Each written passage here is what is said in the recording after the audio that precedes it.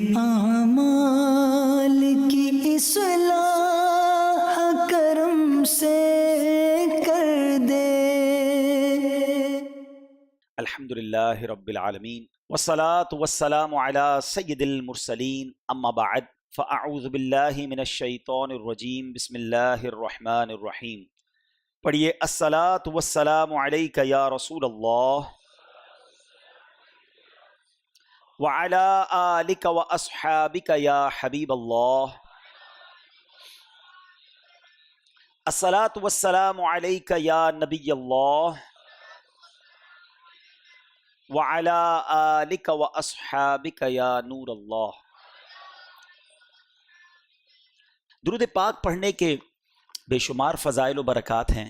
مصطفیٰ جان رحمت شمع بزم ہدایت صلی اللہ تعالیٰ علیہ وسلم کے بہت سارے فرامین، حدیثوں کی کتابیں بھری ہوئی ہیں فضائل درود میں، اور کچھ بڑے خوبصورت واقعات بھی کتابوں میں فضائل درود میں لکھے۔ ایک بڑا پیارا واقعہ ہے، اور مولا علی شیر خدا کرم اللہ تعالیٰ وجہ الکریم سے اس کا بڑا خاص ٹچ ہے اس واقعے کا، تو میں نے سوچا یہی واقعہ بیان کرتے ہیں۔ کہ ماجرا یہ ہوا کہ ایک بار ایک فقیر چند غیر مسلموں کے پاس گیا بھیک مانگنے کے لیے۔ ان لوگوں کے بالکل سامنے مولا علی شیر خدا کرم اللہ تعالیٰ وجہ الکریم بھی جلوہ فرما تھے۔ وہ لوگ جانتے تھے کہ ان کے پاس بظاہر مال و دولت کم ہوتا ہے۔ یہ بھی خاندان مصطفیٰ کا کمال ہے کہ یہ وہ لوگ تھے جو نبی پاک کے خاندان کے لوگ تھے، مگر فقر اختیاری اختیار کیا تھا۔ یہ چاہتے تو نبی پاک سے عرض کرتے، خود پیارے آقا کا فرمان ہے جس کا مضمون ہے کہ میں چاہوں تو یہ پہاڑ میرے ساتھ سونے کے بن کر چلنا شروع ہو جائیں۔ نبی پاک کے پاس تو خزانوں کی کمی نہیں تھی، آپ بھی فقر اختیاری یعنی غربت اختیار کرتے تھے، ڈیلیبریٹلی اپنے پاس مال نہیں رکھتے تھے۔ اور یہی انداز میرے آقا کے گھرانے کا بھی تھا۔ ان کفار نے، ان غیر مسلموں نے مذاق اڑانے کے لیے بھکاری سے کہا کہ جاؤ ان سے مانگ لو۔ مولا علی کی طرف اشارہ کیا تو وہ بھکاری آپ کے پاس آ گیا۔ اچھا وہ سامنے بیٹھے تھے تو مولا علی شیر خدا سے کہا آپ بھی مجھے اللہ کے نام پہ کچھ دیں۔ تو بظاہر اپیرنٹلی کوئی کیش نہیں تھا آپ کے پاس، کوئی چیز نہیں تھی دینے کے لیے، تو آپ نے کیا کیا کہ اس کی ہتھیلی پر 10 بار درود پاک پڑھ کر دم کر دیا، اور فرمایا ہاتھ بند کر لو، مٹھی بند کر لو، اور جاؤ وہ جو سامنے جنہوں نے بھیجا نا ہمارے پاس ان کے پاس جا کے کھول دینا۔ اچھا وہ دوبارہ ہنسنے لگے کہ کچھ بھی نہیں دیا، پھونک مار دی اور کہا مٹھی بند کر لو۔ اب جب وہ فقیر سامنے جا کر اپنی مٹھی کھولتا ہے تو اس مٹھی میں سونے کی اشرفی ہوتی ہے جس کو دینار کہا جاتا ہے۔ اب جب یہ کرامت دیکھی تو کئی لوگ اس میں کلمہ پڑھ کر مسلمان ہو گئے۔ تو یہاں جو ہے درود پاک کی فضیلت بھی پتہ چل رہی ہے اور پڑھنے والے کی فضیلت بھی پتہ چل رہی ہے کہ اللہ کریم نے اپنے نیک بندوں کو کیسے کمالات سے نوازا، اور درود پاک جو ہے یہ ہماری زندگی میں شامل رہنا چاہیے، زیادہ سے زیادہ پڑھتے رہا کریں۔ اللہ مجھے اور آپ کو کثرت کے ساتھ درود پاک پڑھنے کی توفیق عطا فرمائے، محبت کے ساتھ باآواز بلند درود پاک پڑھ لیں۔ صلو علی الحبیب صلی اللہ تعالی علی محمد صلی اللہ علیہ وسلم۔ پیارے پیارے اسلامی بھائیوں، سب سے پہلے میں آپ کو یہ بتاؤں کہ 10 محرم کا دن، اگر میں یہ کہوں تو غلط نہیں ہوگا، the most important day in the history of universe، in the history of اسلام، یعنی اسلام کی بھی اور اس کائنات کی بھی ہسٹری کا اگر موسٹ امپورٹنٹ ڈے اگر کوئی ہے وہ 10 محرم کا دن ہے۔ یعنی عاشورے کے دن اتنے واقعات ہوئے ہیں، آپ قرآن پاک کا مطالعہ کریں، آپ انبیاء کی ہسٹری پڑھیں تو بہت سارے وہ واقعات جو شاید اس پوری دنیا کے لیے ٹرننگ پوائنٹ تھے، مگر وہ واقعات کس دن اللہ تبارک و تعالیٰ کی رضا سے ہوئے، وہ 10 محرم کا دن تھا۔ فار ایگزامپل حضرت آدم علیہ السلام کی جو ولادت ہوئی، وہ یعنی جو پیدائش کی گئی، آپ کو بنایا گیا، تخلیق کی گئی، یہ 10 محرم کا دن تھا۔ اٹ مینز جہاں سے ہیومینٹی اسٹارٹ ہوتی ہے، ہم آدمی کیوں ہیں؟ حضرت آدم کی اولاد سے ہیں، تو حضرت آدم کو ہی 10 محرم کو بنایا گیا۔ اسٹارٹ آف آپ یہ کہہ سکتے ہیں کہ انسانیت کی جو ابتدا ہو رہی ہے، تخلیق آدم جو ہوتی ہے وہ 10 محرم کو ہوتی ہے۔ پھر آپ کو جنت میں جو داخل کیا گیا وہ بھی 10 محرم ہی کا دن تھا۔ حضرت آدم علیہ السلام کی جو توبہ قبول ہوئی وہ بھی 10 محرم ہی کا دن تھا۔ یعنی حضرت آدم علیہ السلام کی زندگی کے اہم ترین جو وقت تھا، جو بھی ایونٹ آیا، وہ 10 محرم کا دن تھا۔ اچھا اب آتے ہیں کہ حضرت ابراہیم خلیل اللہ علیہ نبینا علیہ الصلوۃ والسلام کی پیدائش، آپ خلیل اللہ ہیں، اور یہ بھی آپ کو پتہ ہونا چاہیے کہ نبی پاک علیہ الصلوۃ والسلام کے بعد انبیاء میں سب سے زیادہ بڑا مرتبہ اگر کسی کا ہے تو وہ حضرت ابراہیم علیہ الصلوۃ والسلام کا ہے۔ سارے دینوں میں یہ ایک بات بڑی سگنیفیکنٹ ہے کہ 4 جو بڑے آسمانی کتابیں تھیں اور آج بھی جو آسمانی دین کہلاتے ہیں، اس میں سب میں حضرت ابراہیم کی بڑی جو ہے نا یوں سمجھے کہ عزت ہے، احترام ہے، اور ان کا مقام ہے۔ بہت کمال کی ہستی ہیں، کبھی انشاءاللہ موقع ملا تو حضرت ابراہیم کی ہسٹری پر بہت کچھ ہے ان کی ہسٹری میں، مگر ان کی ہسٹری میں بھی ان کی لائف کا بھی جو ٹرننگ پوائنٹ تھا کہ جب آپ کو نمرود کی آگ سے بچایا گیا، آپ کو آگ میں جو ڈالا گیا تھا، اور وہ آگ میں سے جو آپ نجات ملی آپ کو، وہ بھی 10 محرم ہی کا دن تھا۔ آپ سمجھ رہے ہیں بات کو؟ اچھا اب آگے چلتے ہیں۔ حضرت موسیٰ علیہ الصلوۃ والسلام، سبحان اللہ، قرآن میں سب سے زیادہ جس نبی کا ذکر ہے وہ حضرت موسیٰ علیہ الصلوۃ والسلام ہے۔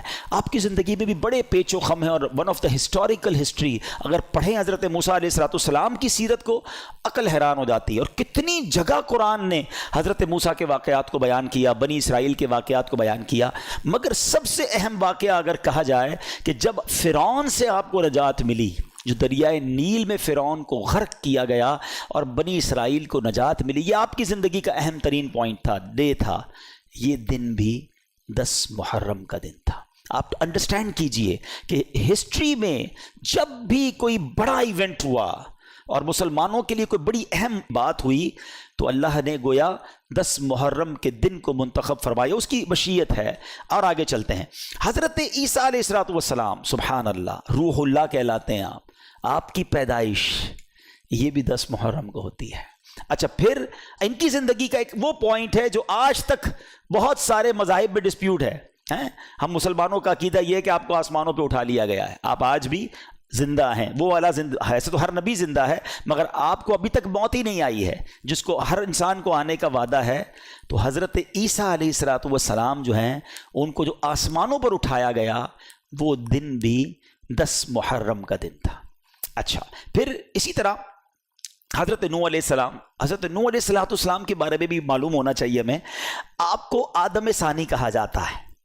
اچھا کیوں کہا جاتا ہے؟ کہ حضرت آدم سے تو ساری دنیا چلی، ساری نسلیں بنی نوح انسان چلی، مگر ایک وقت ایسا آیا کہ جب حضرت نوح علیہ السلام کی قوم پر طوفان آیا نا، تو آپ کو حکم دیا گیا کہ ایمان والوں کو کشتی میں بٹھا کے اب طوفان میں اب وہ کشتی چلنے لگ گئی۔ تو لوگ کتنے تھے اس کشتی میں؟ 80 لوگ تھے۔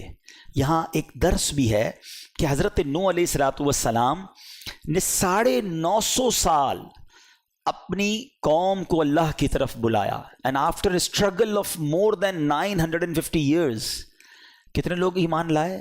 only 80 لوگ ایمان لائے۔ اس میں ان لوگوں کے لیے درس ہے جو کہتے ہیں یار نیکی کا کام کرنے میں دل نہیں لگتا، کامیابی تو ملتی نہیں، میں تو کوشش کرتا ہوں کوئی ساتھ نہیں دیتا۔ تو یاد رکھیے میرا اور آپ کا کام کوشش کرنا ہے، کامیابی دینے والی ذات رب کائنات کی ہے۔ کوانٹٹی دیکھ کر مرعوب نہ ہو جایا کرو۔ اس میں ایک میسج یہ بھی ہے، یار اتنے سارے لوگ اس کی بات مانتے ہیں، کچھ تو ہوگا، ہیں اتنے سارے لوگ اس کے مرید ہیں، اتنے سارے لوگ اسے پہچانتے ہیں، اتنے سارے لوگ اس کے پیچھے بھاگتے ہیں، تو کچھ تو ہوگا۔ کوانٹٹی، یہ مائٹ از آلویز رائٹ کا فارمولہ ہی غلط ہے۔ ہاں جو اللہ رسول سے سچی محبت کرے، اللہ تبارک و تعالیٰ کا پیارا ہو، وہ رائٹ ہے چاہے تھوڑے ہی کیوں نہ ہو۔ اب اللہ پاک نے کیا کیا؟ 80 لوگ تھے، یہ 80 لوگ جب کشتی میں گھوم رہے تھے، تقریباً 6 مہینے تک یہ کشتی گھومتی رہی۔ اب اس پوری ہسٹری کا جو ٹرننگ پوائنٹ تھا نا، جب کشتی نے کنارہ پکڑا کوہ جودی کا، ہیں، اور وہ جو دن تھا وہ دن بھی عاشورے کا دن تھا، وہ دن بھی 10 محرم تھا، اور فرام دیٹ ڈے دنیا دوبارہ ریوائیو ہوئی۔ ان 80 لوگوں سے پھر یہ دنیا چلنا شروع ہوئی، اور اسی لیے حضرت نوح علیہ السلام کو آدم ثانی کہا جاتا ہے کہ دنیا گویا دوبارہ ری سٹارٹ آپ کے بعد ہوتی ہے۔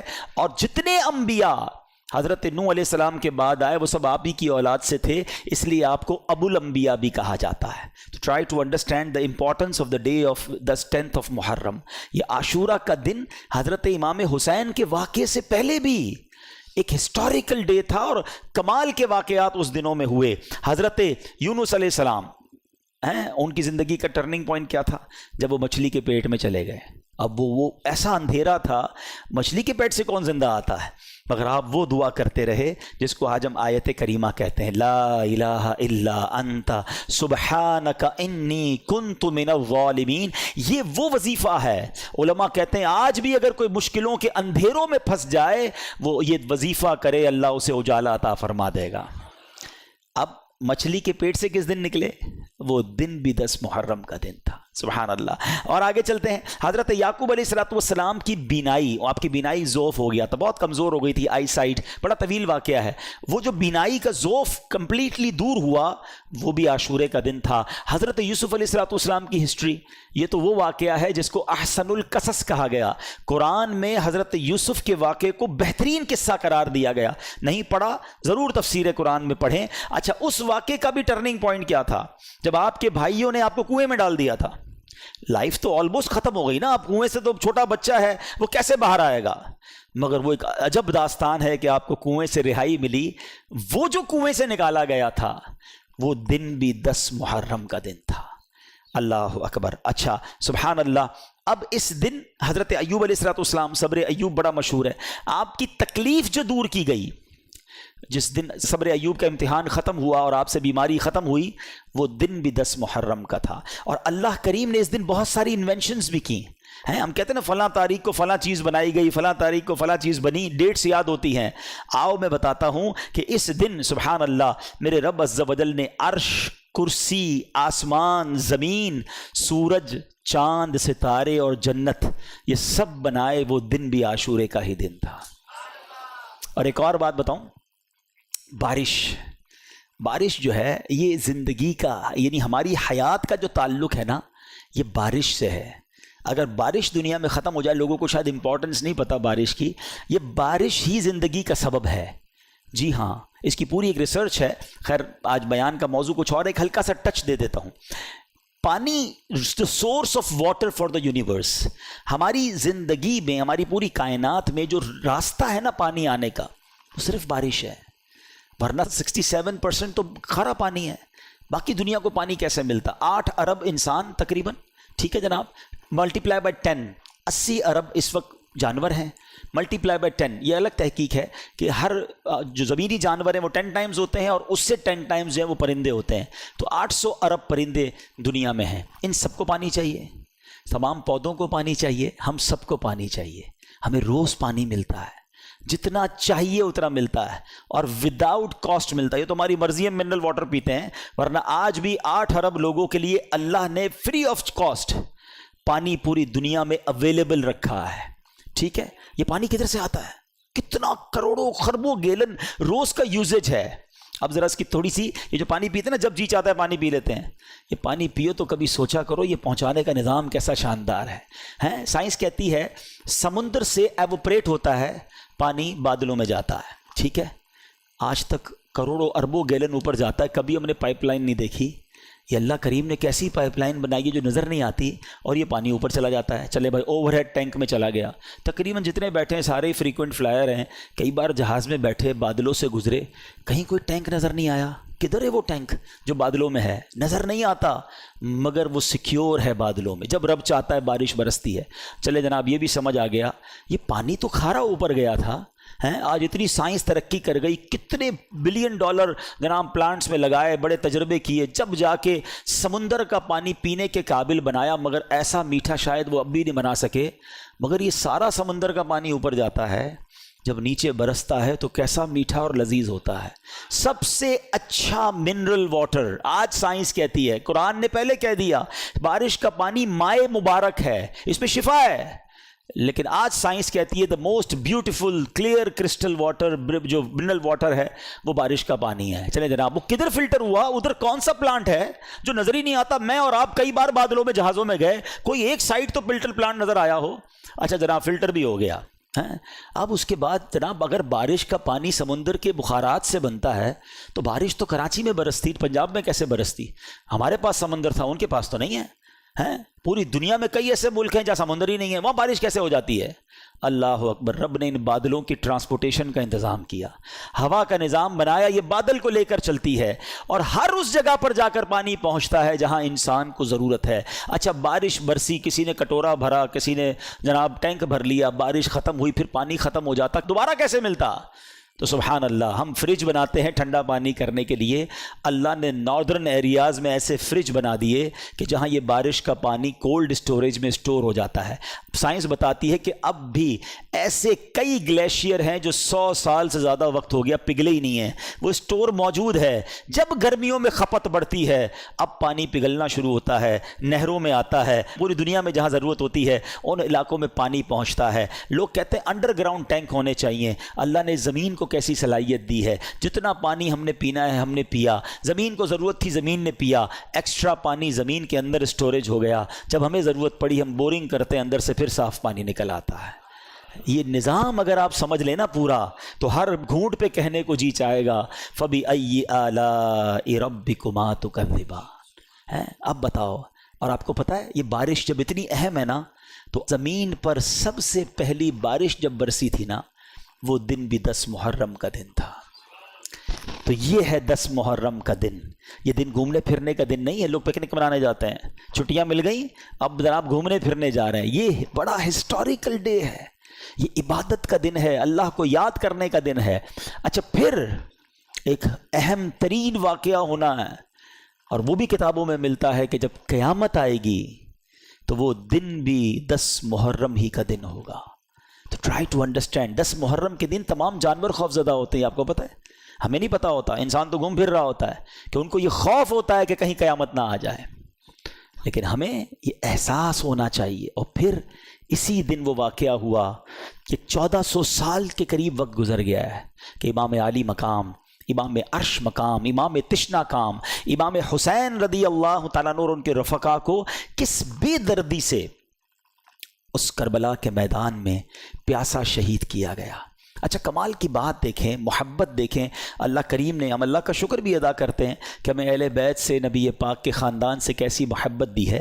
ہم میں سے کئیوں کے والدین کا انتقال ہو گیا ہے، ماں سے بڑھ کر تو کوئی نہیں نا، والد سے بڑھ کر تو کوئی نہیں، لیکن جیسی تکلیف ان کے انتقال کے وقت ہوئی تھی، 2-3 سال 4 سال میکسیمم 5-7 سال کے بعد وہ تکلیف نہیں ہوتی ہیں، وہ تکلیف نہیں ستاتی، مگر 1400 سال ہو گئے ہیں۔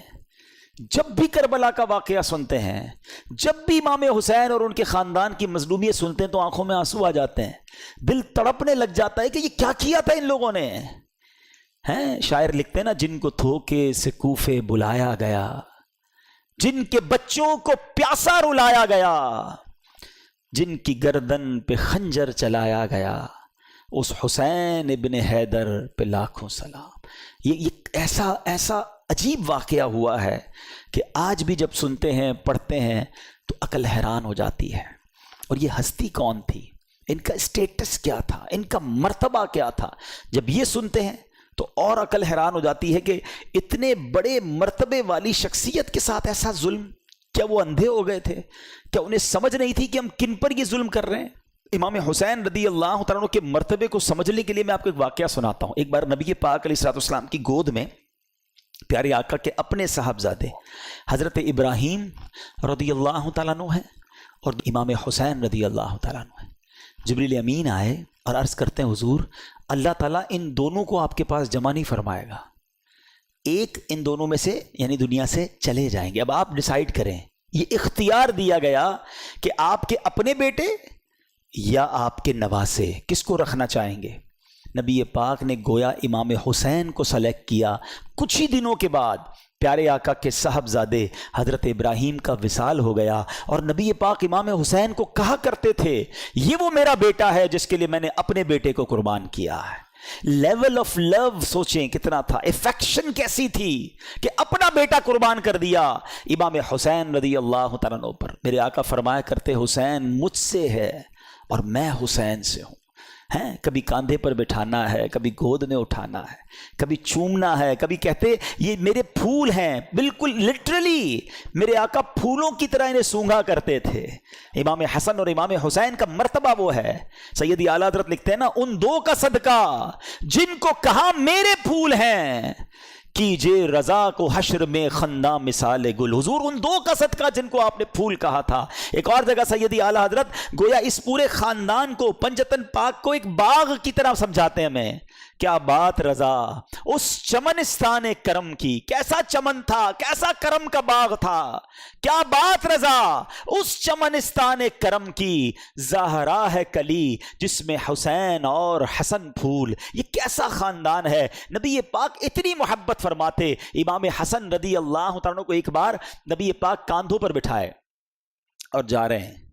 کسی نے کہا اے برخوردار ہیں, کیسی تجھے سواری ملی. ایک صحابی کہتے ہیں کتنے خوش نصیب ہو اے حسن, تمہیں سواری کیسے ملی, کیونکہ نبی پاک کے کاندھے پہ ہے نا. سنو میرے آقا کیا کہتے ہیں. آقا کہتے ہیں سوار بھی کتنا اچھا ہے, اتنا پیار ہے اپنے نواسوں سے. پیارے آقا علیہ الصلوۃ والسلام کی حدیث مبارک جس کا مضمون ہے, جو حسین سے بغض رکھے اس نے مجھ سے بغض رکھا. اتنے فضائل, اتنے نازوں سے پالا ہوا. اور پھر ایک اور عجیب بات بتاؤں آپ کو. حضرت امام حسین, اچھا پہلے ایک فضیلت کی بات اور سن لیں, پھر وہ عجیب بات بتاتا ہوں. ہمارے گھر میں بچہ پیدا ہوتا ہے, ہماری خواہش ہوتی ہے کسی مولوی صاحب کو ڈھونڈیں, اذان دلوا دیں, کوئی اور نیک آدمی مل جائے تو ان سے گٹی دلوا دیں. شہد چٹا کے لوگ بچے کو چٹا دیتے ہیں یا کھجور چھوٹی سی کھلا دیتے ہیں. یہ تحنیک ہے اور یہ سنت ہے, کرنا چاہیے, اچھی بات ہے. آج کل تو ڈاکٹر الاؤ نہیں کرتے. لیکن امام حسین کی قسمت پر ہماری جانیں قربان. ویری فرسٹ جو خوراک آپ کے منہ میں جاتی ہے نا, ایسا نہیں تھا کہ ان کو شہد چٹایا گیا یا ان کو کھجور کھلائی گئی. امام حسین کی منہ میں نبی پاک نے اپنی زبان داخل کر دی. پہلی خوراک لعاب مصطفیٰ ہے صلی اللہ تعالی علیہ وسلم. آپ سوچئے سٹارٹ کیسا ہے کہ زندگی میں اگر پہلا کچھ لقمہ کھایا ہے یا کوئی چیز حلق کے نیچے جا رہی ہے تو وہ سرور کائنات علیہ الصلوۃ والسلام کا لعاب دہن ہے. اذان کس نے دی؟ آپ کے امام حسین کی کانوں میں اذان دینا بھی ان کی نصیب. دیکھیں کہ ان کے کانوں نے پہلی آواز سنی اللہ اکبر, اللہ کا نام سنا, اور زبان تھی حبیب خدا کی. ہائے ہائے ہائے, کیا بیان کریں ہم. ہمارے پاس تو سچی بات بتاؤں, ہماری اوقات بھی نہیں ہے.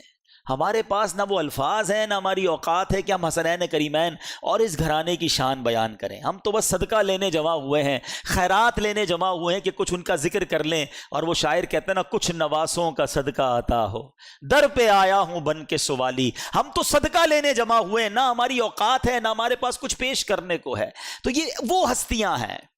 اور پھر عجب بات جو میں بتانا جا رہا تھا کہ آپ کی ولادت کے ساتھ ہی یہ خبر بھی نبی پاک علیہ الصلوۃ والسلام کو بتا دی گئی تھی کہ امام حسین شہید کیے جائیں گے. فرشتوں نے آ کر بتائی تھی, اور ایک فرشتے نے تو آپ کو اس جگہ کی مٹی بھی لا کر دکھائی کہ حضور یہ وہ جگہ ہے جہاں امام حسین کو شہید کیا جائے گا. یہ سب کیا تھا؟ اچھا, امام حسین کو خود بھی پتا ہے, بی بی فاطمہ کو بھی پتا ہے, اور مولا علی کو بھی پتا ہے, کئی صحابہ کو پتا تھا کہ شہید کر دیے جائیں گے. اور یہ بھی بتایا گیا کہ حضور آپ کی امت ہی شہید کرے گی. لیکن ایک بڑا جس کو کہنا کہ ریلیونٹ کوسچن پیدا ہوتا ہے کہ پوری لائف میں کہیں پر بی بی فاطمہ نے نبی پاک علیہ الصلوۃ والسلام سے عرض کیا ہو کہ اے بابا جان, آپ حسین سے اتنا پیار کرتے ہیں, میرا بھی لخت جگر ہے, آپ اللہ کی بارگاہ میں دعا کریں, یہ جو امتحان آپ نے بتایا آئے گا یہ ٹل جائے, حسین کو شہید نہ کیا جائے, اس کو اتنا ستایا نہ جائے. کبھی مولا علی نے دعا کے لیے نبی پاک سے عرض کیا ہو کہ حضور سارا مدینہ آپ سے دعا کرواتا ہے, اپنی مشکلیں حل کروانے کے لیے آپ اپنے نواسے کے لیے بھی دعا کر دینا. کسی نے دعا نہیں کروائی. What is the reason behind this? یہ بڑا امپورٹنٹ کوسچن ہے اور یہی سمجھنا ضروری ہے. Everybody knows about the incident of Karbala. سب کو معلوم تھا کہ کربلا میں ہونا ہے, کچھ شہید ہونا ہے امام حسین نے, مگر کسی نے دعا نہیں کروائی یا خود کی اس مصیبت کے ٹلنے کے لیے. سبحان اللہ. اس کا مطلب یہ ہوا every is prepare for that examination. یہ سب تیار تھے اس امتحان کے لیے, یہ اپنے بچے کو پال رہے تھے شہید ہونے کے لیے. یہ ہے نبی پاک کا گھرانہ. کہتے نا شاعر, زباں پر شکوے رنجو علم لایا نہیں کرتے, نبی کے نام لیوا غم سے گھبرایا نہیں کرتے. اور یہ ہم سب کے لیے لیسن ہے. آج میں اپنے بیان میں صرف آپ کو واقعہ کربلا یا اس کربلا کے جو حقائق ہے وہ نہیں بتانے آیا. یہ تو کئی بار ہم نے سنے ہیں کہ کیسے لڑائی شروع ہوئی, تو کب پانی بند ہوا, تو پہلا وار کس نے کیا, تو پہلا شہید کون ہوا. یہ واقعات ہم سنتے رہتے ہیں, مگر فرق کیا پڑتا ہے میری اور آپ کی زندگی میں؟ ہم امپلیمنٹیشن کیا لے کر جاتے ہیں؟ ہم میں سے کئی وہ ہیں جن کی زندگی میں 40 بار عاشورہ آیا ہوگا, کسی کی زندگی میں 30 بار آیا, کسی کی زندگی میں 50 بار عاشورہ آیا. عاشورے کا دن اتنی بار آیا, فرق کیا آیا تمہاری زندگی میں؟ تم نے اپنی زندگی میں کیا سیکھا اس واقعے سے؟ آج ہم کچھ سیکھ کر اٹھے نا, کہ پیغام کیا دیتا ہے کربلا کا میدان, یہ واقعہ سکھاتا کیا ہے مجھے اور آپ کو؟ پہلا میسج یہ سمجھو کہ ہر بندہ تیار تھا امتحان کے لیے, اور آج ہم ہیں کہ چھوٹا سا امتحان آ جائے تو زبان پر شکوہ ہے, شکایات ہیں, کمپلینز ہیں, بس یار بہت پریشان, سر میں درد ہے کہ جاتا نہیں, پیٹ کا درد تڑپاتا رہتا ہے, بس ہر وقت کمر میں درد رہتا ہے, بھائی کاروبار بڑا ہی مندہ ہے, طبیعت میں مزہ نہیں ہے, بس یار پریشان ہوں, پتہ نہیں کیا زندگی کو ہو گیا. جس کو دیکھو کمپلینز ہیں, شکر نہیں ہے, اور آزمائش کے لیے پریپیئر بھی نہیں ہے, کیونکہ قرآن نہیں پڑھتے. حالانکہ قرآن میں رب عز و جل نے باقاعدہ اناؤنس کر دیا ہے. سورہ بقرہ کی بڑی مشہور آیت ہے, کئی بار سنی ہوگی, وَلَنَبْلُوَنَّكُمْ بِشَيْءٍ مِّنَ الْخَوْفِ وَالْجُوعِ وَنَقْصٍ مِّنَ الْأَمْوَالِ وَالْأَنفُسِ وَالثَّمَرَاتِ وَبَشِّرِ الصَّابِرِينَ الَّذِينَ إِذَا أَصَابَتْهُم مُّصِيبَةٌ قَالُوا إِنَّا لِلَّهِ وَإِنَّا إِلَيْهِ رَاجِعُونَ. اچھا, اسی آیت سے پہلے جو آیت جہاں سے سٹارٹ ہوا, یہ ٹاپک سٹارٹ ہوا ہے, تو کیا فرمایا؟ یا ایھا الذین آمنوا استعینوا بالصبر والصلاۃ ان اللہ مع الصابرین.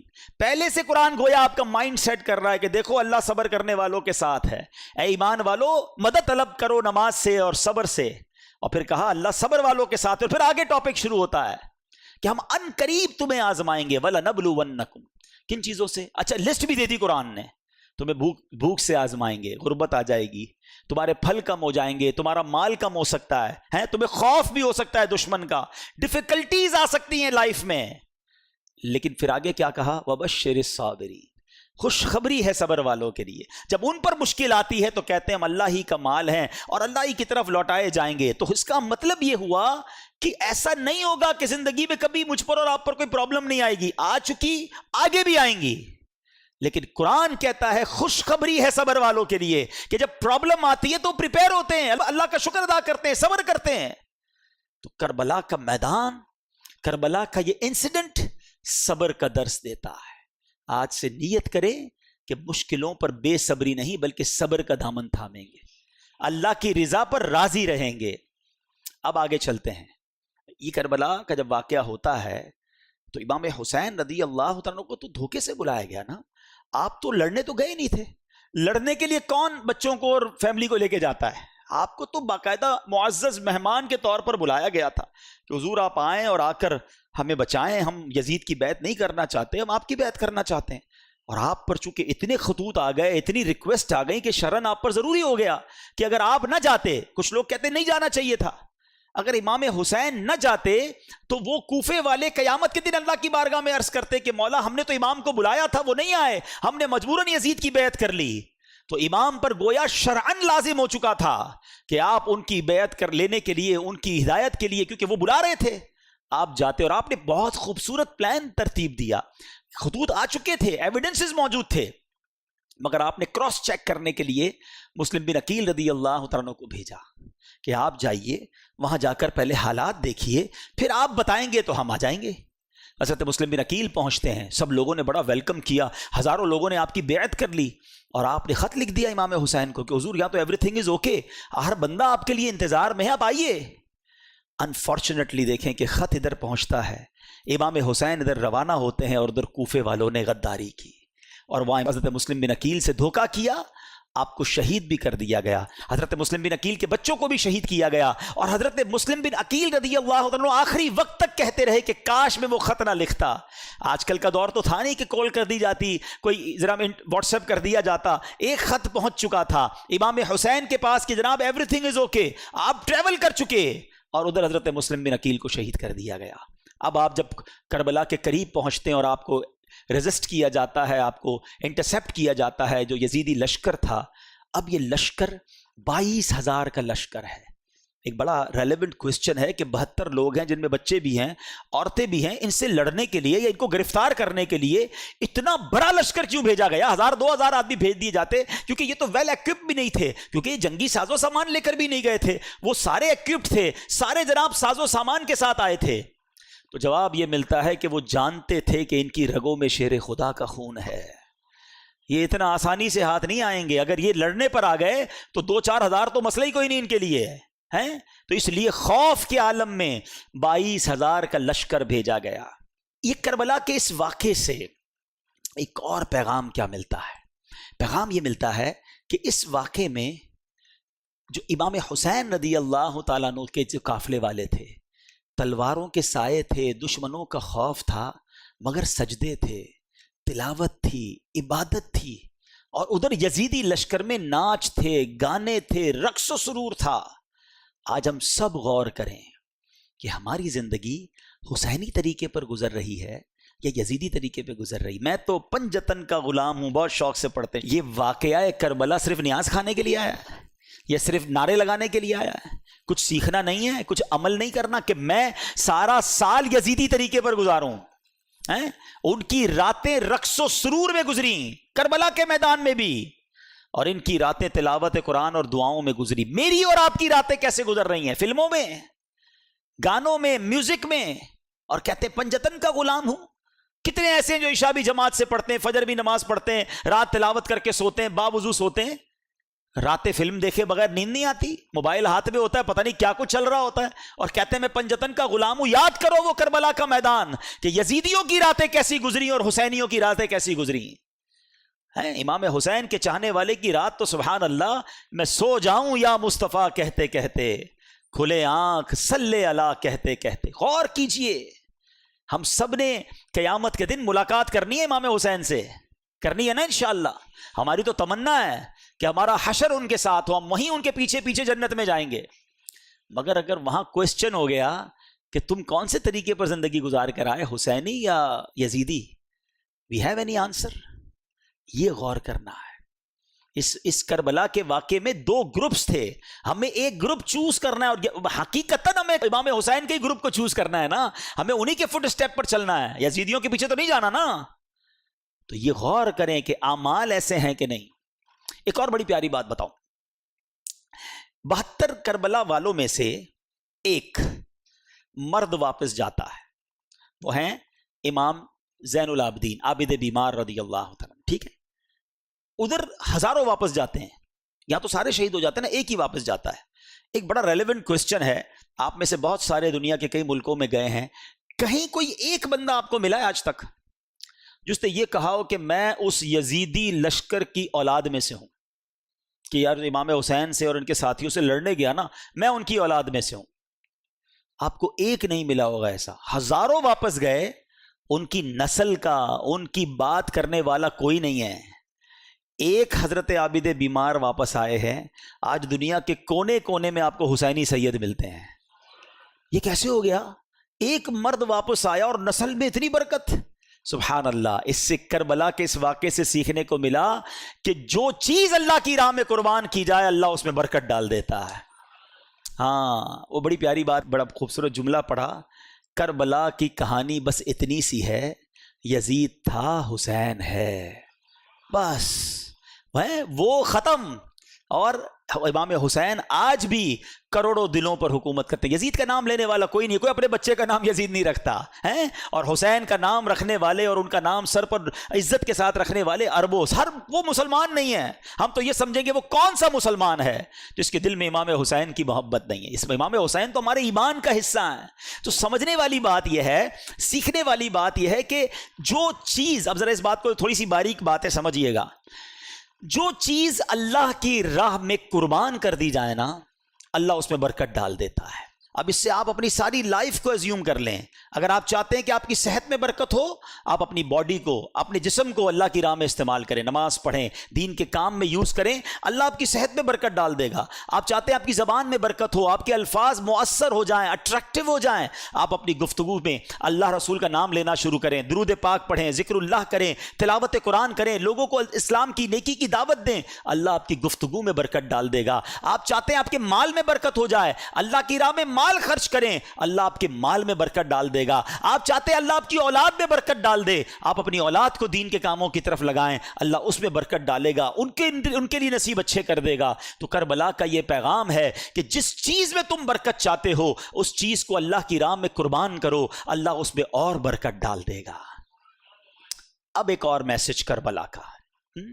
جب امام حسین رضی اللہ تعالیٰ عنہ کو شہید کیا گیا, امام حسین گویا دنیا سے جاتے ہوئے میسج دے گئے کہ ہم تلواروں کے سائے میں بھی سجدے نہیں چھوڑتے. وہاں نماز قضا نہیں ہوئی. آج تمام حسینیوں کو, تمام پنجتن کے غلام کو, امام حسین کی نیاز بنانے والوں کو میسج ہے کہ کربلا والوں نے اس میدان میں نماز قضا نہیں کی, اور آج تمہاری پلنگ کے اوپر سوتے ہوئے نماز قضا ہو جاتی ہے. آج تھوڑی سی طبیعت خراب ہے یار, موڈ اچھا نہیں ہے, بس کل پڑھ لوں گا, بس اگلے جمعے سے نہیں چھوڑوں گا, ہماری نماز قضا ہوتی ہے. بتاؤ کیا جواب دو گے قیامت کے دن اگر امام حسین سے ملاقات ہو گئی اور انہوں نے پوچھ لیا کہ ہم نے تو کربلا کے میدان میں بھی نماز قضا نہیں کی اور تم اپنے گھر پہ نماز قضا کرتے تھے اور کہتے تھے میں پنجتن کا غلام ہوں؟ ہوگا کوئی جواب ہمارے پاس؟ آؤ آج کی مبارک رات یہ پکی سچی نیت کر کے جانا ہے کہ ایٹ اینی کاسٹ کچھ بھی ہو جائے آج کے بعد ہماری نماز قضا نہیں ہوگی. اچھا, جب سر انور کو نیزے پر اٹھا لیا گیا نا, ان یزیدیوں نے آپ کے مبارک سر کو نیزے پہ اٹھایا, تو اس وقت اس سر سے بھی تلاوت قرآن کی آواز آ رہی ہے. یہ امام حسین کی کرامت ہے. کیا خوبصورت شاعر امیر اہل سنت کے غالباً شعر آپ فرماتے ہیں, عبادت ہو تو ایسی ہو, تلاوت ہو تو ایسی ہو, سر شبیر تو نیزے پہ بھی قرآن سناتا ہے. یہ بھی پیغام تھا ہمارے امام کا کہ قرآن کتنا اہم ہے. مگر انفارچونیٹلی آج ہماری بہت بڑی تعداد کو صحیح تلفظ کے ساتھ قرآن پڑھنا بھی نہیں آتا. اچھا آتا ہے تو پڑھنے کا ٹائم نہیں ہے. ذرا سوچو کتنا خوف کا وقت ہوگا, کتنا افراتفری کا عالم ہوگا. لاشیں پڑی ہوئی ہیں مگر میرے امام تلاوت کر رہے ہیں, اور ہم اپنے گھر میں ایئر کنڈیشن چل رہا ہوتا ہے پھر بھی تلاوت نہیں کرتے. یہ موبائل ہم سے روز گھنٹوں لے جاتا ہے, سورہ ملک پڑھنے کا ٹائم نہیں ملتا. حالانکہ اسی موبائل میں قرآن بھی ڈاؤن لوڈ ہو سکتا ہے, سورہ یاسین پڑھنے کا ٹائم نہیں ملتا. کئی ایسے حافظ قرآن ہوتے ہیں جو دہراتے نہیں اپنے قرآن کو. اللہ نے اتنی بڑی نعمت دی آپ کو کہ آپ کے سینے میں قرآن محفوظ ہوا, گویا جنت کا آپ کو راستہ ٹھکانہ مل رہا تھا, اور آپ نے اسے بھلا دیا. آپ اسے بھی نہیں پڑھتے ہیں. نہ کریں ایسا. حدیث پاک کا مضمون ہے وہ دل ویران ہے جس میں کچھ قرآن نہیں ہے. ہم سب کے لیے کوسچن ہے کہ میرے دل میں کتنا قرآن ہے, میں کتنا روز قرآن پڑھتا ہوں. آؤ پلیز, یہ پیغام ہے کربلا کا. امام حسین کی روح بھی بہت خوش ہوگی. گفٹ دینا چاہتے ہو نا اپنے امام کو, ہیں ایصال ثواب کرنا چاہتے ہو, لنگر بنا کر, کھچڑا بنا کر اور جناب نیاز بانٹ کر ضرور کریں. مگر اس بار تھوڑا وہ پنجابی میں کہتے ہیں نا ذرا وکھرا, ذرا ہٹ کے آؤ, ذرا ایصال ثواب بھی کریں کہ کھچڑا ضرور بنائیں, نیاز بھی بنائیں. مگر اس بار نیازی کے ساتھ ساتھ نمازی بن کے ہم امام حسین کو ایصال ثواب کریں. ہیں ہم پہلے نمازی ہیں پھر نیازی ہیں, تو نیت کریں انشاءاللہ کہ اب روزانہ قرآن پڑھیں گے انشاءاللہ. ہاں, یہ عاشورے کا دن ٹرننگ پوائنٹ بنے نا میری زندگی میں, تو فائدہ ہوا نا کہ میں نے کربلا کے انسیڈنٹ سے یہ سیکھا کہ وہ وہاں نہیں چھوڑتے تھے تلاوت میں, یہاں چھوڑ رہا ہوں اور پھر کہتا ہوں پنجتن کا غلام ہوں. پلیز قرآن سے دوستی کر لیں. اب آتے ہیں ایک اور میسج. امام حسین کو انفسائز کیا گیا, آپ کو بہت زیادہ پریشرائز کرنے کی کوشش کی گئی کہ آپ یزید کی بیعت کر لیں. ایک ہی تو مطالبہ تھا نا. اچھا, آج میں اور آپ مدینے جانے کے لیے کتنا ترستے ہیں. امام حسین تو پیدا ہی مدینے میں ہوئے تھے, پھر بھی مدینہ چھوڑنا پڑا. پہلے مکے آ گئے, 5 مہینے مکے میں رہے آپ تاکہ کوئی کسی طرح معاملہ ٹل جائے. لیکن جب اس کے بعد بھی معاملہ نہیں ٹلا اور کوفیوں کے لیٹر آتے رہے تو پھر آپ کوفہ گئے. مدینہ چھوڑنا پڑا, سب کچھ چھوڑنا پڑا, خاندان چھوڑنا پڑا, پھر شہید بھی ہو گئے. جب اتنا زیادہ برڈن ہونا, یعنی کسی کے سر پر کوئی پسٹول رکھ دے, تو شریعت بہت ساری چیزوں کی اجازت دے دیتی ہے کہ جب جان جانے کا خوف ہو تو کئی ایسے کام جو حرام ہوتے ہیں وہ حلال ہو جاتے ہیں فار دا ٹائم بینگ. اس کی پوری تفصیل ہے. یعنی اگر کوئی کسی کے ماتھے پر پستول رکھ کر معاذ اللہ کہے کفریہ کلمہ کہہ دو، تو جان چونکہ بڑی اہمیت ہے اسلام میں، تو ایک لیول ایمان کا وہ ہے کہ بندہ شہید ہو جائے، کہ نہیں کہتا، لیکن اجازت شریعت یہ دیتی ہے کہ وہ دل میں ایمان رکھ کر زبان سے کوئی ایسا جملہ کہہ دے جس سے اس کی جان بچ جائے، مگر دل میں ایمان ہونا ضروری ہے۔ یعنی میں سمجھا رہا یہ چاہ رہا ہوں کہ ایسی پوزیشن میں بہت سارے کاموں کی اجازت مل جاتی ہے، تو امام حسین بھی کمپرومائز کر لیتے، کیوں اب پورے خاندان کو شہید کروا دیا؟ یہ ریلیونٹ کوسچن بنتا ہے۔ مگر میرے امام جانتے تھے کہ اگر آج میں نے کمپرومائز کر لیا نا تو پھر نانا کی ساری امت کے لیے ایک مثال بن جانی ہے کہ جب حسین کمپرومائز کر سکتے ہیں تو پھر تو ہم بھی کر سکتے ہیں۔ آپ نے باطل کے آگے سر نہیں جھکایا، سر کٹا دیا، نانا کے دین کو سر بلند کر گئے۔ یہ میسج ہے ہم سب کے لیے، ان تمام لوگوں کے لیے جو آج چھوٹی چھوٹی باتوں پر کمپرومائز کر رہے ہیں۔ ارے جناب کیا کریں، پورے سبھی لوگ جھوٹ بولتے ہیں، سچ کا زمانہ نہیں، تھوڑا بہت جھوٹ تو ہم بھی بول لیتے ہیں۔ کمپرومائز کیا نا، ساری مارکیٹ ملاوٹ کرتی ہے، جناب جھوٹ بول کر کاروبار کرتی ہے، میں نہیں کروں گا تو جناب میرا مال نہیں بکے گا، ہماری مارکیٹ کے لیے کرنا پڑتا ہے۔ کر لیا کمپرومائز۔ بچے کی شادی ہے، کیا کریں، پورے خاندان والوں کا رسم و رواج ہے، نہیں کریں گے تو خاندان والے ناراض ہو جائیں گے، ہمیں کنجوس سمجھیں گے، منہ دینا پڑتا ہے جناب خاندان والوں کو۔ ناچ گانے کر لیے، حرام کام کر لیے، کر لیا کمپرومائز۔ ارے دوستوں میں بیٹھتا ہوں بھائی، سارے دوست اب تاش کھیلتے ہیں، سارے روز جوا کھیلتے ہیں، اب پتہ نہیں کمپیوٹر پر کیا کیا کر رہے ہوتے ہیں، تھوڑا بہت مجھے بھی پر کمپنی دینی پڑتی ہے ورنہ سب مذاق اڑائیں گے، تھوڑا بہت تو کرنا پڑتا ہے۔ کر لیا کمپرومائز۔ یہی تو امتحان تھا تمہارا، وہ کربلا کے میدان میں جان لٹا گئے، کمپرومائز نہیں کیا۔ لوگ کہتے ہیں ہماری کنٹری میں کرنا پڑتا ہے، کیا کریں، جاب ایسی ہے نماز کا ٹائم نہیں ملتا، کیا کریں، جاب ایسی ہے اس میں روزہ نہیں رکھ سکتے، کچھ لوگ کہتے ہیں جاب ایسی ہے داڑھی نہیں رکھ سکتے۔ تم کمپرومائز کر رہے ہو چند پیسوں کی خاطر، ہے دنیا کی خاطر۔ میرے امام نے کربلا کے میدان میں سکھایا تھا کہ باطل کے آگے سر نہیں جھکانا۔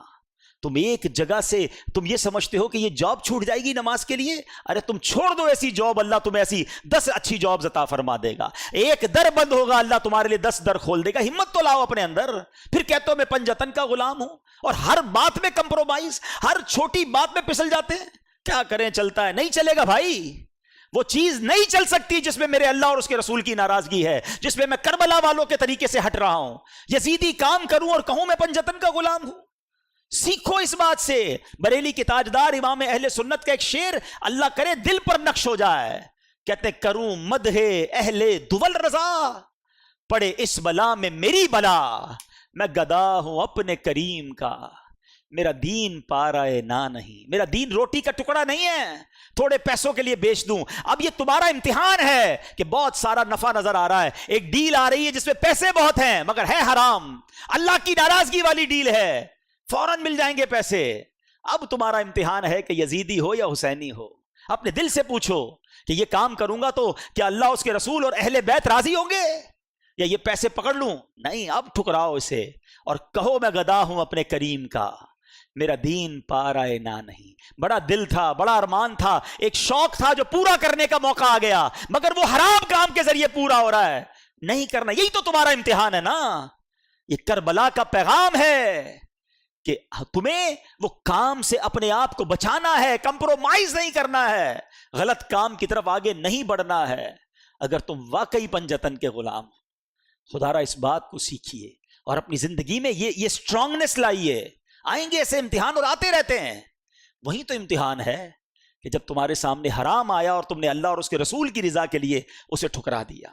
اعلیٰ حضرت فرماتے ہیں نا، انہیں جانا، انہیں مانا، نہ رکھا غیر سے کام، للہ الحمد میں دنیا سے مسلمان گیا۔ یہ تو ہماری زندگی کا فوکس ہونا چاہیے۔ فیملی راضی ہو جائے، دوست راضی ہو جائے، خاندان والے راضی ہو جائیں، ارے سیٹ راضی ہو جائے، چھوڑو، پہلے دیکھو اللہ اور اس کا رسول راضی ہے کہ نہیں۔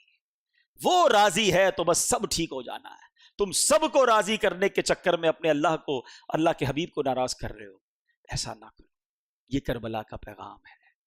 میں کچھ اپنی بہنوں سے بھی بات کر لیتا ہوں۔ کربلا کے میدان میں خیمے لگے ہوئے تھے اور خواتین تھی نا، تو ان خواتین میں جب ان کے سامنے خبریں آ رہی تھی کہ والد بھی شہید ہو گئے، بھائی بھی شہید ہو گئے، شوہر بھی شہید ہو گئے، بچے بھی شہید ہو گئے، تو کوئی خاتون بغیر پردے کے باہر آئیں؟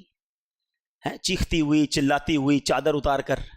حالانکہ کیسا ماحول ہوگا, گھبراہٹ کیسی ہوگی کہ سارے مرد شہید ہو رہے ہیں, مگر اس کیفیت میں بھی ان کا پردہ باقی تھا.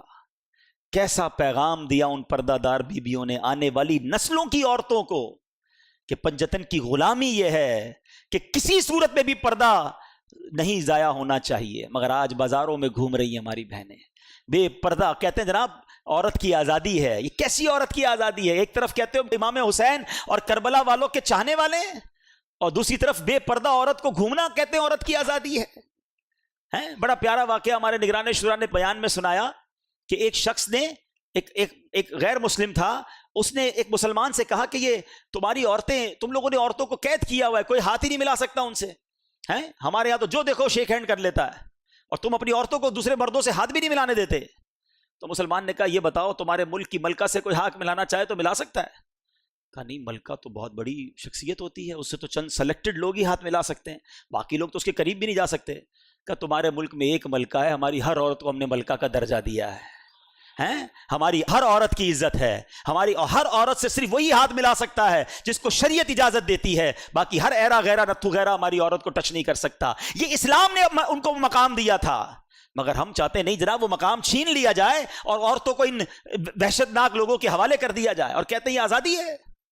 خدارا میری بہنیں میری مائیں جس پنجتن پاک اور بی بی خاتون جنت کی ہم قریض کہلانا چاہتی ہیں, اب پہلے ڈیسائیڈ کر لینا میری بہنیں کہ کس کی غلامی اختیار کرنی ہے. تو نے جنت بی بی فاطمہ کی, ان کے ساتھ جنت میں جانا ہے یا فلم ایکٹریس کے ساتھ جنت میں جانا ہے؟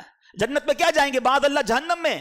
خود سوچیں کہ ہم کس کے پیچھے چل رہے ہیں, یہ کدھر لے کے جا رہا ہے معاشرہ ہم کو. کربلا کا یہ پیغام میری بہنوں کے لیے ہے کہ وہ جو بیبیاں تھیں وہ پردہ دار تھیں, آپ بھی پردہ دار رہیں.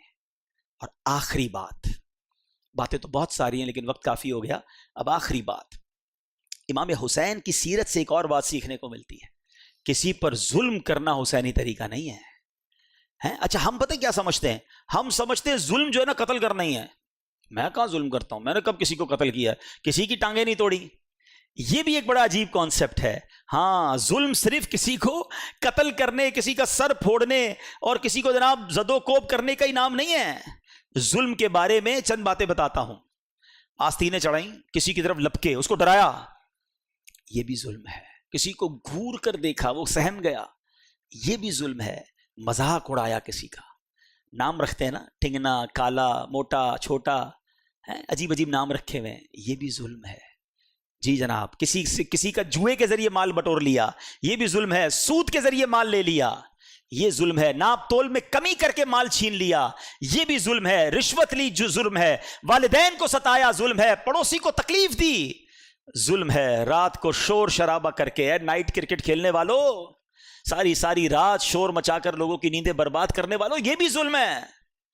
ظالم یزید تھا, بتاؤ اب کس طریقے پر چلنا ہے. ہاں سوچو, غلط پارکنگ کرتے ہیں, سوچتے بھی نہیں نا, بیڑا جو ہوتا ہو دیکھا جائے گا, میرا کام تو ہو جائے, چاہے بیچارہ وہ گھر سے نکل ہی نہ سکے, اس کا دروازہ لاک کر دیا, یہ بھی ظلم ہے. بہتان لگایا, الزام لگایا, ظلم ہے. ظلم ہوتا ہے چاہے چھوٹا ہو یا بڑا ہو. ظلم کرنا یزید کا طریقہ ہے, حسین کا نہیں, رضی اللہ تعالیٰ عنہ. اب سوچ لو کہ ہم کس پیرائے میں زندگی گزار رہے ہیں.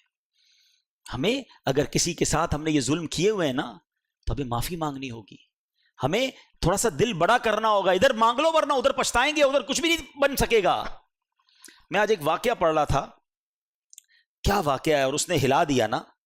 حالانکہ یہ واقعہ صحابہ کرام کے ساتھ ہوا, مگر دیکھو یہ ہوتی ہے معافی. ہوا یہ, حضرت ابو ذر رضی اللہ تعالیٰ, ان کو ایک صحابی نے دیکھا کہ وہ اپنے غلام کے ساتھ ہیں, ان کے کپڑے بھی ویسے ہی, غلام کے بھی ویسے ہی, کوئی فرق نہیں, بالکل ایک جیسا ہی اسٹائل, کھانا پینا بھی ایک جیسا. تو کہا ابو ذر آپ کیسے کپڑے پہن کے گھوم رہے ہیں؟ کہتے میرے ساتھ ایک واقعہ ہوا, میں خلاصہ عرض کر رہا ہوں, ویسے بخاری شریف میں یہ حدیث موجود ہے اور پھر اس کی شرح میں علماء نے اور بھی بہت کچھ لکھا. کہتے میرے ساتھ ایک واقعہ یہ ہوا کہ میں نے حضرت بلال رضی اللہ تعالیٰ عنہ کو, کوئی بات چیت ہوئی ہوگی, تو کہہ دیا کہ اے کالی ماں کے بیٹے, کیونکہ آپ بلیک تھے, آپ افریقن تھے, غلام تھے, کچھ بات پہ انہوں نے کہہ دیا. حضرت بلال کو بہت زیادہ دکھ ہوا, وہ پہنچ گئے نبی پاک علیہ السلام کے پاس, کہا حضور حضرت ابو ذر نے مجھے ایسا کہا ہے. پیارے آقا علیہ السلام نے حضرت ابو ذر سے صرف یہ فرمایا کہ لگتا ہے ابھی تک تمہارے اندر وہ جہالت کے زمانے کی کچھ چیزیں باقی ہیں. خلاصہ عرض کر رہا ہوں. حضرت ابو ذر رونے لگے، اتنا روئے، اتنے پریشان ہوئے کہ باہر گئے اور حضرت بلال سے کہا، بلال جب تک تم میرے منہ پر اپنا پیر نہیں رکھو گے میں سمجھوں گا مجھے معافی نہیں ملی ہے. یہ کیسی معافی تھی، یہ کیسی ندامت تھی. اور اس کے بعد نبی پاک علیہ الصلوۃ والسلام نے کچھ اس طرح فرمایا کہ یہ غلام تمہارے بھائی بہنوں کی طرح ہیں، ان کو اپنی طرح ہی رکھو. تو کہتے ہیں اس دن سے اب میں اپنے غلاموں جیسا ہی لباس پہنتا ہوں، ان کے ساتھ ہی کھاتا ہوں، ان جیسی لائف اسٹائل گزارتا ہوں. یہ جگرا تھا نا کہ اگر غلطی ہوئی تو فوراً معافی بھی کیسی مانگی. آج ہمارے دوستوں کو، غریبوں کو جو جی چاہتا ہے کہہ کے گزر جاتے ہیں، ارے یار کوئی بات نہیں، چلتا ہے، اس کا تو ایسا ہی ہے معاملہ ہے، کیا کر لے گا، نوکری ہے نا میرا، غریب ہی ہے بیچارہ، کیا کر لے گا. نہیں میرے میٹھے اسلامی بھائی، وہ بھی دل رکھتا ہے.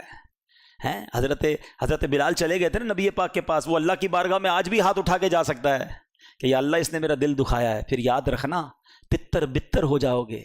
ہم نے چلتے کاروبار تباہ ہوتے دیکھے ہیں، چلتی صحت ختم ہوتے دیکھی ہے.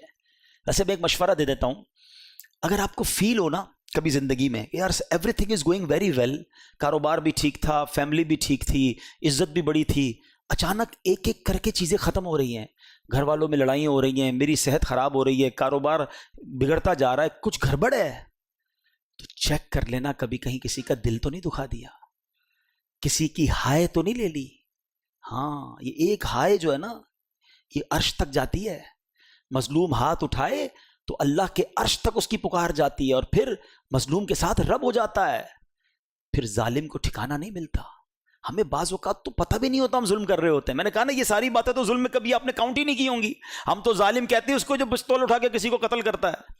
ارے بھائی پستول کا وار کم تکلیف دیتا ہے جو زبان کا وار تکلیف دیتا ہے. عربی کا مقولہ ہے کہ تلوار کا وار تو ابھی بھی انسان سہ سکتا ہے، بعد میں ٹھیک ہو سکتا ہے، زبان کا وار جو ہے نا وہ انسان کو ٹکڑے ٹکڑے کر دیتا ہے. اور کئیوں کی زبان تو ہمیشہ انگارے ہی برساتی ہے. تو ہے کربلا والوں سے محبت کرنے والوں، اپنی زبان نرم کرو، اپنی عادتیں نرم کرو. لڑائی جھگڑے اور لوگوں پر ظلم نہیں ہونا چاہیے. اور اگر کہیں ہو گیا ہے نا تو اس واقعے سے سبق حاصل کرو، مانگ لو معافی. بلے تمہارا مرتبہ بڑا ہے، تم سیٹھ ہو وہ نوکر ہے، تم باپ ہو وہ بیٹا ہے، تم چودھری ہو علاقے کے بڑے ہو اور وہ غریب تمہارا پڑوسی رشتہ دار ہے، کوئی بات نہیں، مانگ لو آج معافی. ورنہ قیامت کے دن اگر وہ کھڑا ہو گیا نا اللہ کی بارگاہ میں، پھر دینے کو کچھ نہیں ہوگا.